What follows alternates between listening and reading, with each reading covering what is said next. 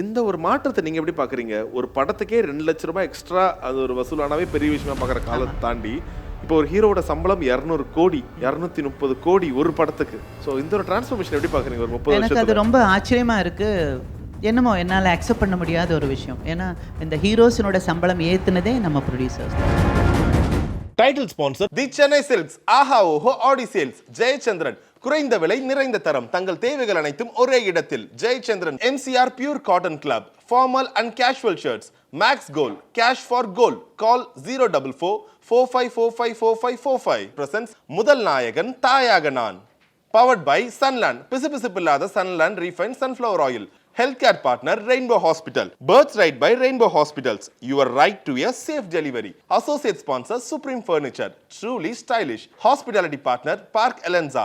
Beverage partner Wag Bagri since 1892.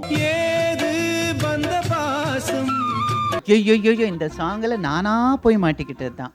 இது actually Rajini sir மட்டும்தான் பண்றதா இருந்தது. அதில் வந்து த்ரூ அவுட் சாங் தூங்கவே இல்லை ஒன்றும். அப்புறம் ரஜினி சார் சொன்னாங்க, உங்கள் கேரக்டர் என் கூட இருந்தது நிஜமாவே நல்லா இருக்கு. அதில் வந்து அப்படி இந்த அம்மா இப்படி தள்ளிட்டு அப்படி கீழே விழுந்துட்டு இப்படி மேலே பார்த்துட்டு ஒரு லைன் ஒன்று பாடுவாங்க. அதெல்லாம் பார்க்கும்போது நாங்கள் சூப்பர் ஹிட் ஆகும்னு நினச்சது ஜோடிக்கிளி, ஆனால் அதை விட ஹிட் ஆனது இது. உங்களுக்கு இந்த பாட்டு வரும்போது பாட்டை பார்த்து கண்ணீர்லாம் விட்டுருக்கீங்களா? எஸ் இருக்கு. கண்ணீர் இல்லை, பிளட்டே வந்திருக்கு கண்ணில் இருந்து. பிரபு சார், சத்யராஜ் சார் துபாயில். ஜாலின ரவி அண்ணன், டிஸ்கோ சாந்தி, SP அண்ணா, சோ ஜாலி கூட்டம்னா அதான். அந்த பாசம் இப்பவும் ஒவ்வொருத்தருக்கும் அப்படியே இருக்கு. எங்க டைம்ல எல்லாம் வந்து கேரவான்ற வேர்டு கூட எங்களுக்கு தெரியாது. கேரவான்னு தெரிஞ்ச ஒரே ஒரு விஷயம் ஜிதேந்திரன் நடிச்ச ஒரு படம். ஏதாவது ஒரு வீட்டுக்குள்ள பாத்ரூம் இருக்கிற வீட்டுக்குள்ள போயிட்டு கொஞ்சம் ரிக்வெஸ்ட் பண்ணிட்டு ஒரு பிரேக் டைம்ல ஒரு 5 நிமிஷம் அவங்க வந்துட்டு போவாங்கன்னு சொல்லி பேசி வருவாங்க, நாங்க போவோம், அவ்வளவுதான். இப்போ கேரவான் ஓகே தான். கேரவான்ன்ற விஷயம் வந்து ட்ரெஸ் சேஞ்ச் பண்றதுக்கும் ரெஸ்ட் ரூம் யூஸ் பண்றதுக்கும் மட்டும் யூஸ் பண்ணணும். இந்த போட்டோல ஒரு பக்கம் மோகன்லால் சார், எம்ஜிஆர் ஐயா. அதான் இது வந்து எங்களோட சொந்த படம் பூஜா ஐத்தம் அப்படின்னு சொல்லி நாங்கள் ஒரு படம் ப்ரொடியூஸ் பண்ணோம். எங்களுக்கும் எம்ஜிஆர் ஐயாவுக்கும் இருந்த அந்த ஒரு பழக்கம். அப்புறம் வந்து எங்கள் ஸ்டுடியோ ஓப்பன் பண்ணது ஐயா தான். ஸோ அதனால எங்களை பொறுத்த வரைக்கும் ஹீஸ் கடவுள் இப்போவும். ஐயோ சரி, உங்களுடைய மகன்கள் 2 பேருமே வந்து அமெரிக்கால இருக்காங்க. ஆமா. நீங்க எவ்வளவு மிஸ் பண்றீங்க? என்னதான் வீடியோ கால் போன்ல எல்லாம் பேசினாலும் சந்தோஷம் அது உண்டு, அது மிஸ் பண்றது உண்டு. பட் அடிக்கடி பேசுவோம். பெரியவன் ரொம்ப பேசுற கேரக்டர் கிடையாது. சின்னது வந்து ஹீஸ் லைக் சொல்லுவோம் இல்ல, ஹே படி அந்த டைப். பீஸா எனக்கு ரொம்ப பிடிக்கும் அப்படின்னு சொல்லி சாப்பிட போனதான் வச்சுக்கோங்க. ஒரு பீஸ் எடுத்துன்னு போதும், அதில் கொலஸ்ட்ரால் இருக்குது, சீஸ் இருக்குது, it is bad for you, போதும் நிறுத்துங்க அப்படின்னுவான் பெருசு. சின்னது அப்படின்னா you like pizza right, take 2-3 pieces அப்படின்னுவான். இதுதான் அவங்களுக்குள்ள இருக்கிற டிஃப்ரென்ஸ்.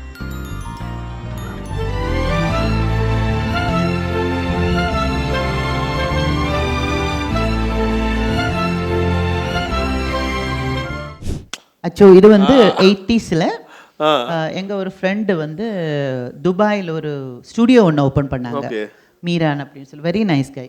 அந்த ஃபங்க்ஷனுக்காக போனது ஃபர்ஸ்ட் டைம். இந்தியா விட்டு அவுட் ஆஃப் இந்தியான்னு சொல்லி நம்ம போகிறோம்ல, ஃபர்ஸ்ட் என்னோட ட்ரிப் இதுதான். எங்க மரண்ணா பிரபு சார், சத்யராஜ் சார் துபாயில். அப்பா ஜாலின ரவி அண்ணன், டிஸ்கோ சாந்தி, SP அண்ணா, சோ ஜாலி கூட்டம்னா அதான். அந்த பாசம் இப்பவும் ஒவ்வொருத்தருக்கும் அப்படியே இருக்கு, இவ்வளவு கூட குறையல. மேம் இன்ஃபேக்ட் இப்போ நிறைய பேர் பார்க்கும்போது ஒரு பெரிய படம் நடக்குது. இப்போ நீங்களாம் இப்போ ஒரே படத்தில் இருந்தால் கூட எல்லாருக்கும் தனித்தனி கேரவன் கொடுத்து ஆளுக்கு அந்த கேரவன் உள்ளே தான் உட்கார வைக்கிறாங்க. அந்த டைம்ல எப்படி இருக்கும்? ஏன்னா பிரபு சார் வீட்டு சாப்பாடா இருக்கட்டும், சத்யராஜ் சார் சொல்ற காமெடியா இருக்கட்டும், அது எப்படி இருக்கும்? கேரவன் இல்லாத டைம்ல எல்லாம் வந்து கேரவான்ற வேர்டு கூட எங்களுக்கு தெரியாது. கேரவான் தெரிஞ்ச ஒரே ஒரு விஷயம் ஜிதேந்திரன் நடிச்ச ஒரு படம், அதனோட பேரு கேரவான், அவ்வளவுதான். சரி, அங்க மேக்கப் பண்றது, ட்ரெஸ் சேஞ்ச் பண்றது அதெல்லாம் வெளியில தான். இப்படியே இப்போ பிரேக் ஆயிடுச்சுன்னா இப்படி ஒரு இடம் இருக்குன்னு வச்சுக்கோங்களேன், நீங்கள் அங்கே உட்காருறீங்க, பக்கத்தில் ஒரு சேர் போட்டு இவங்க உட்காருவாங்க, நாங்கள் உட்காருவோம். சாப்பிட்டுட்டு இருக்கும்போது இது உங்களுக்கு வேண்டாமா கொடுங்க அப்படின்னு எடுத்து சாப்பிட்ற அளவுக்கு ஒரு க்ளோஸ்னஸ் இருந்தது. அப்புறம் வீட்டில் இருந்து சாப்பாடு, இது சாப்பிட்றீங்க அப்படின்னு அவர் கேட்பாங்க. இல்லைங்க நான் அதை சாப்பிட மாட்டேன், இது நல்லா இருக்கும் அப்படின்னு சொல்லி அவர் சொல்லுவார். இல்லை விஜய் சார், நம்ம விஜயகாந்த் வீட்டிலேருந்து வரும், பொரியல் வரும், அது வரும், இது சாப்பிடாது நல்லா இருக்குது.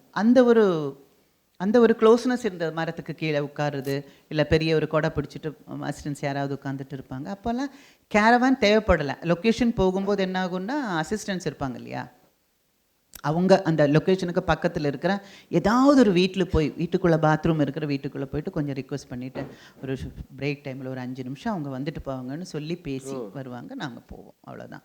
இப்போ கேரவான் ஓகே தான். கேரவான்ன்ற விஷயம் வந்து ட்ரெஸ் சேஞ்ச் பண்ணுறதுக்கும் ரெஸ்ட் ரூம் யூஸ் பண்ணுறதுக்கும் மட்டும் யூஸ் பண்ணணும். மற்றபடி வேற எதுக்கும் யூஸ் பண்ணக்கூடாது. அதுதான் என்னோட விருப்பம். இந்த போட்டோல ஒரு பக்கம் மோகன்லால் சார், எம்ஜிஆர் ஐயா. அதான் இது வந்து எங்களோட சொந்த படம் பூஜை ஐத்தம் அப்படின்னு சொல்லி நாங்கள் ஒரு படம் ப்ரொடியூஸ் பண்ணோம். ARS productions, Ambika Radha Saraswathi. அது வந்து ஐத்தம்னா அன்டச்சபிலிட்டின்னு சொல்லிட்டு. அவர் தான் வேணு நாகவள்ளி டைரக்டர், லாலேட்டன் ஹீரோ. அவர் ஃபர்ஸ்ட் டைம் எம்ஜிஆர் ஐயாவை பார்க்குறது எங்கள் இதில் தான். ஓகே. எப்படி எம்ஜிஆர் ஐயா வந்ததுக்கு காரணம்? எங்களுக்கும் எம்ஜிஆர் ஐயாவுக்கும் இருந்த அந்த ஒரு பழக்கம். அப்புறம் வந்து எங்கள் ஸ்டுடியோ ஓப்பன் பண்ணது ஐயா தான்.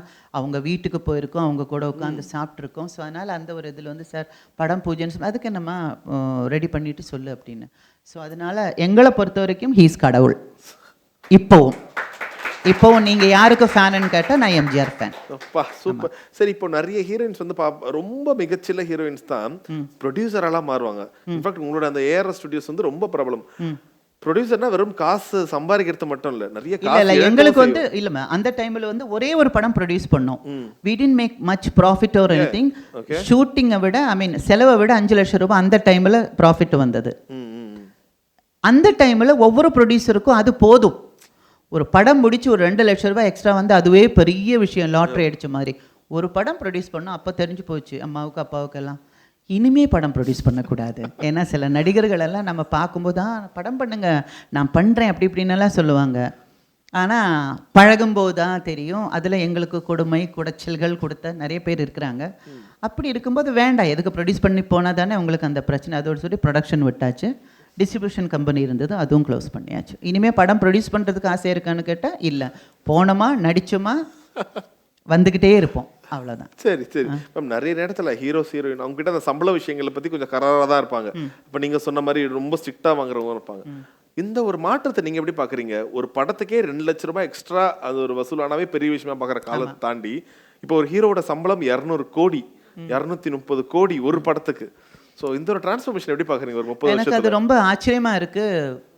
என்னமோ என்னால் அக்செப்ட் பண்ண முடியாத ஒரு விஷயம். ஏன்னா இந்த ஹீரோஸினோட சம்பளம் ஏற்றுனதே நம்ம ப்ரொடியூசர்ஸ் தான்.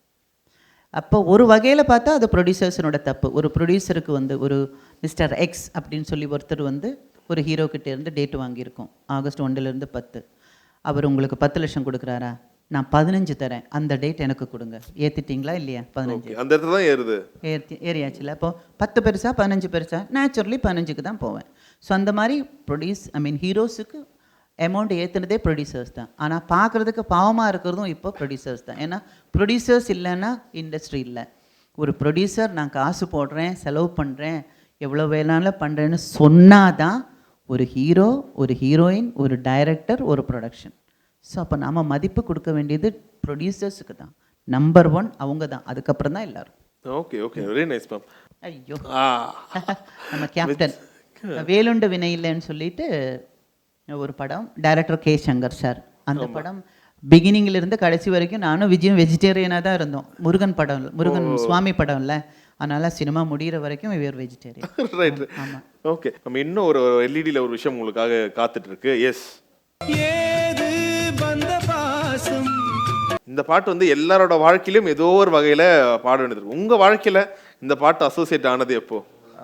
என்னோட வாழ்க்கையில் சாங் பிகினிங் லெட்டர்லேருந்து சாங் கடைசி லெட்டர் வரைக்கும் அது என்னோட சாங், என்னோட லைஃப் சாங். இதுக்கு மேலே நான் சொல்ல விரும்பலை. என் வீட்டு கண்ணு குட்டி, என்னோட எல்லாமே. ஆமாம், இதில் இருக்கிற ஒவ்வொரு வார்த்தைகளும் என்னோட லைஃப்பில் உள்ள வார்த்தைகள். ஆனால் நம்ம சில டைம்லலாம் பழைய காலத்தில் பீம் சிங் சார் படமோ சிலோச்சந்தர் சார் படமோ பார்க்கும்போது நம்ம சிவாஜி சார் எல்லாம் பண்ணுற படங்கள் எல்லாம் சில வார்த்தைகள் இந்த மாதிரி வரும்போது இப்படியெல்லாம் இருக்குமா, அப்படியெல்லாம் இருக்குமான்னெல்லாம் யோசனை பண்ணதுண்டு. இந்த பாட்டை நடிக்கும்போது கூட இப்படியெல்லாம் இருக்குமா அப்படின்னு யோசனை பண்ணதுண்டு. அப்புறம் டைம் போக போக நமக்கு சில பாடங்கள் சொல்லி கொடுக்கும், புரியுதா? ஷாக் ஆகிற பாடங்கள். ஸோ அதிலிருந்து இந்த முதல்ல இந்த பாட்டு கேட்கும்போது எனக்கு வேண்டாம் மாற்றுங்க அப்படி. இப்போ வந்து ஐயோ நம்ம பாட்டு அப்படியே வந்திருக்கே அப்படின்ற மாதிரி இருக்கும்.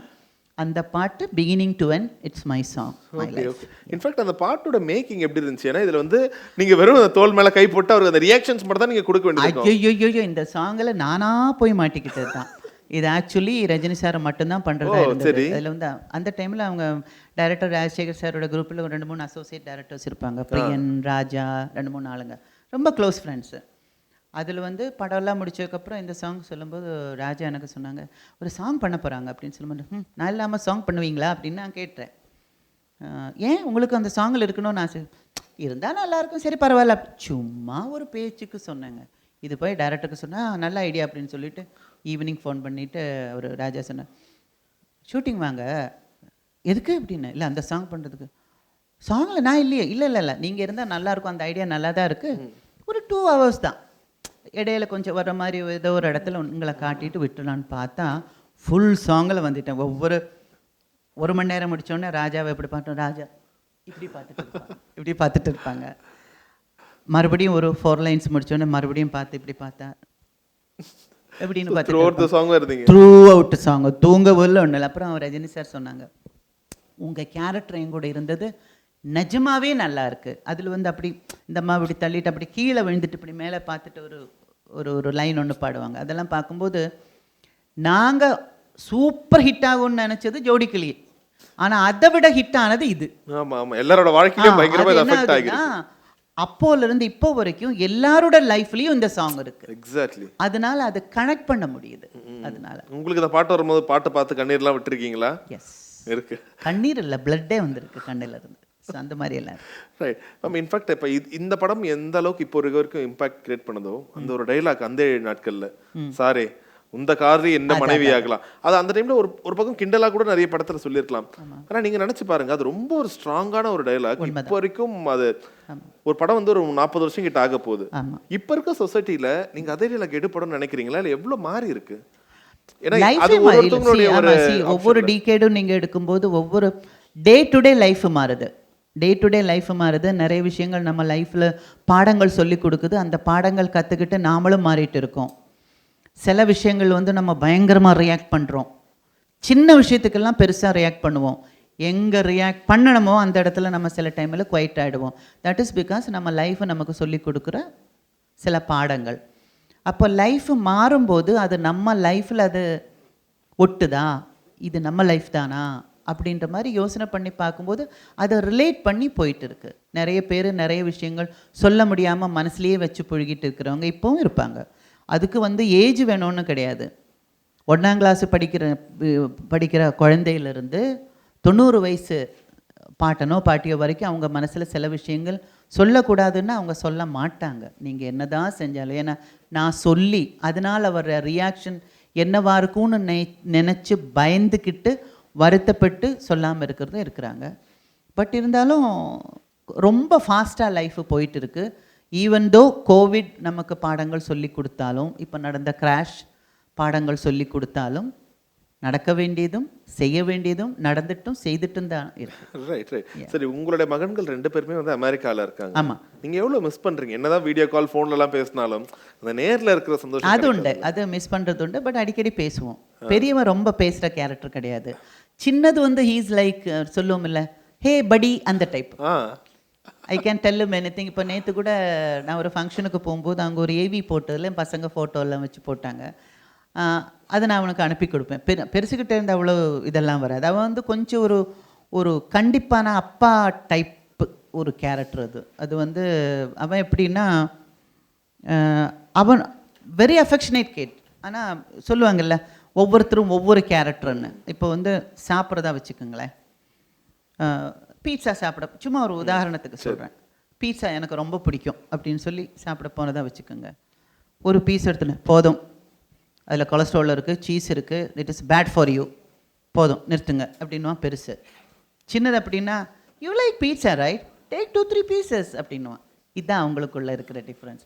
இவன் ஒரு பீஸு சாப்பிடுன்னு சொன்னனால பாசம் கம்மின்னு கிடையாது, அவனுக்கு பயம். கொலஸ்ட்ரால் ஏறிடுச்சுன்னா அதுக்கப்புறம் மாத்திரை சாப்பிட்ணும், then you will get sick. இது இவனோட பாயிண்ட் ஆஃப் வியூ. அவன் எப்படின்னா உனக்கு பிடிச்சிருக்கு சாப்பிடு, அதுக்கப்புறம் பார்த்துக்கலாம் இந்த type. So both are totally different. Okay okay. என்னுடைய ஃபைனல் கேள்வி, இப்போ நிறைய பெண்கள், வீட்டில் இருக்கிற பெண்கள் இதெல்லாம் அவங்க தாண்டி வந்தாலும் சினிமாவில் இருக்கவங்களே இப்போ நீங்கள் சொன்ன மாதிரி நிறைய விஷயங்கள் அவங்களுக்கு நடக்கக்கூடிய அநீதிகளாக இருக்கட்டும், கூட இருக்க ஹீரோ ஹீரோயின்ஸ் வாட் எவர், அவங்க பண்ணுற சில அநீதியான விஷயங்களை கூட வெளியில் சொல்கிறதுக்கு தயக்கமான ஒரு சூழலில் இருக்காங்க. அவங்களுக்கு என்ன சொல்ல விரும்புகிறீங்க? நீங்கள் பேசுங்க, நீங்கள் சொல்ல வேண்டியதை சொல்ல வேண்டிய இடத்துல சொல்லிடுங்க. அவங்க நம்புகிறாங்களோ இல்லையோ, நீங்கள் சொல்லிட்டீங்கல்ல, அதுக்கப்புறம் உங்கள் மனசு கொஞ்சம் ரிலாக்ஸ் ஆகும். சொல்ல வேண்டியதை சொல்லியாச்சு. இப்போ நான் ஒரு விஷயம் உங்ககிட்ட ஒரு விஷயம் சொன்னால் நான் நினைக்கிற மாதிரி நீங்கள் ரியாக்ட் பண்ணணும்னு அவசியம் கிடையாது. இப்போ நீங்கள் எங்கிட்ட ஒரு விஷயம் சொன்னால், நான் நேற்று அப்படி போயிட்டு இருக்கும்போது அப்படி நடந்துருச்சு அப்படின்னு சொன்னோடனே, அப்படியா, ஆஹா, நீங்கள் யாருக்காவது சொன்னீங்களா அப்படின்னு சொல்லலாம். போதும் போதும், நீ சொன்னதெல்லாம் நாங்கள் நம்பிட்டோம் அப்படின்னு சொல்கிறவங்களும் இருப்பாங்க. ஸோ நீங்கள் சொல்ல வேண்டியது நீங்கள் சொல்லிடுங்க. அது நீங்கள் சொல்லித்தான் ஆகணும். நடக்க போகிறது என்னன்றது வெயிட் பண்ணி பார்ப்போம், அவ்வளோதான். இன்னொரு விஷயம், என்னோட அபிப்பிராயத்தில் நான் சொல்கிறது, பாய்ஸாக இருந்தாலும் கேர்ள்ஸாக இருந்தாலும் ஒரே ஒரு விஷயம், இப்போ இருக்கிற எஸ்பெஷலி ஸ்டூடெண்ட்ஸ் லெவலில் இருக்கிற பசங்க, try to accept the word no. ஒரு ஆள் நோ அப்படின்னு சொன்னால் அது நோ அப்படின்னு நீங்கள் ஒத்துக்குங்க. Beautiful beautiful ma'am. பாய்ஸாக இருந்தாலும் ஆல் ரைட், ரொம்ப அழகாக சொன்னீங்க. ஸோ கண்டிப்பாக உங்களுடைய அந்த ஒரு எக்ஸ்பீரியன்ஸில் நிறைய விஷயங்கள் சொல்லியிருக்கீங்க. அண்ட் இந்த இடத்துல உங்களுடைய மகன் இங்கே வர முடியலனாலும், ஸோ இங்கே நிறைய மகள்கள் உங்களுக்கு இருக்கிறாங்க. ஸோ அவங்க சார்பாக இந்த விருதை உங்களுக்கு வழங்குறதுல கலாட்டா ரொம்ப பெருமை கொள்வது. And please again I'm telling you, இங்கே இருக்கிற எல்லாருக்கும் சேர்த்து சொல்கிறேன், ஒரு ஆண் ஒரு பொண்ணுக்கிட்ட நோ சொன்னால் அது ஒத்துக்குங்க. ஒரு பொண்ணு ஒரு ஆணுக்கிட்ட நோ சொன்னால் ஒத்துக்குங்க. லைஃப்பில் நிறைய பேட் இன்சிடென்ட்ஸ் உங்களால் அவாய்ட் பண்ணலாம். அதனால thank you thank you.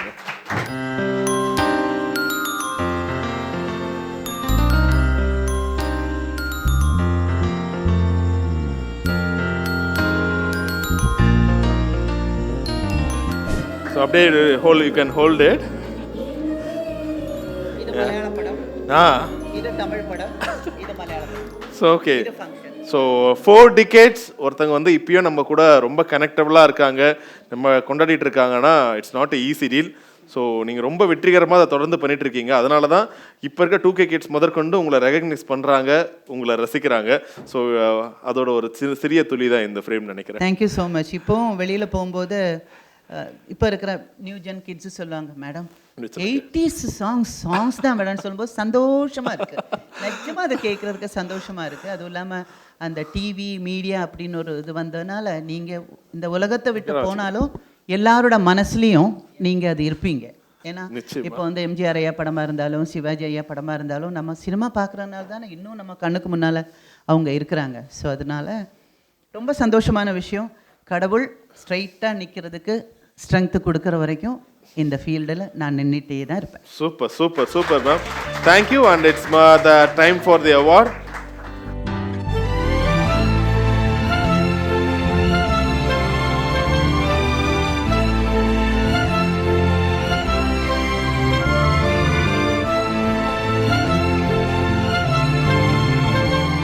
Title sponsor the Chennai silks, ஆஹா ஓஹோ ஆடி சேல்ஸ், ஜெயச்சந்திரன், குறைந்த விலை நிறைந்த தரம், தங்கள் தேவைகள் அனைத்தும் ஒரே இடத்தில். Jayachandran, MCR pure cotton club, formal and casual shirts, max gold, cash for gold, call 04445454545. Presents முதல் நாயகன் தாயாக நான்.